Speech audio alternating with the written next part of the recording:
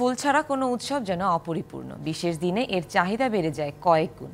এবার পহেলা ফাল্গুন ভালোবাসা দিবস ও 21শে ফেব্রুয়ারি ঘিরে বাড়তি লাভের আশায় সাভারের বিরুলিয়ার গ্রামের গোলাপ গ্রামের চাষিরা। এবার ফলনও ভালো হয়েছে বেশ। ফুলের সৌন্দর্যে মুগ্ধ হন না এমন মানুষ কমই পাওয়া যাবে। আর তাই তো সাভারের বিরুলিয়ার গোলাপ গ্রামে ফুলপ্রেমীদের ভিড়। ৯০-এর দশক থেকে উপজেলার সাদুল্লাপুর, বাগনিবাড়ি, শ্যামপুর ও সারুলিয়া গ্রামে চাষ হচ্ছে গোলাপ। আঁকাবাঁকা সরু পথ পেরিয়ে দুই পাশের বিস্তীর্ণ এলাকা জুড়ে বাগান।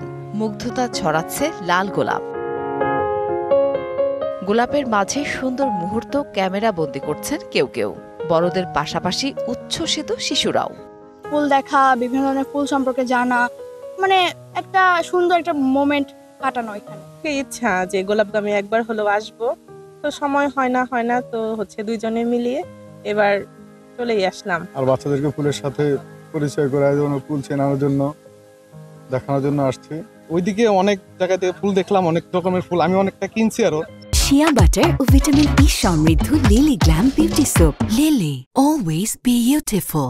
অনুকূল আবহাওয়া ও রোগবালাই না হওয়ায় এই মৌসুমে গোলাপের চাষ ভালো হয়েছে।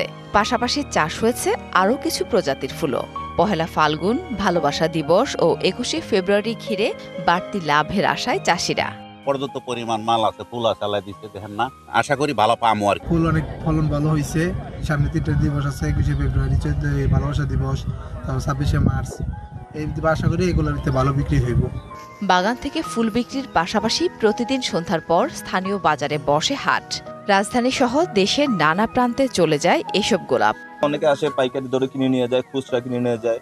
বিয়ের সাথে যত প্রোগ্রামের ফুল হয় এখান থেকে নিয়ে যায় তারা। ভালো গোলাপ পেতে সঠিক পরিচর্যার পরামর্শ বিশেষজ্ঞদের। এমন ভাবে পানি দিব যে আজকের পানিটা যেন কালকে জমে না। এই সময় আসলে সব ধরনের যে ইনসেকটিসাইড, পেস্টিসাইড, আপনি ভিটামিন যেটাই বলেন না কেন, এগুলা ব্যবহার আপনারা সরাসরি আমাদের সাথে যোগাযোগ করতে পারেন। এবছর প্রায় ৩০০ হেক্টর জমিতে গোলাপের চাষ হয়েছে সাভারে। DBC news desk.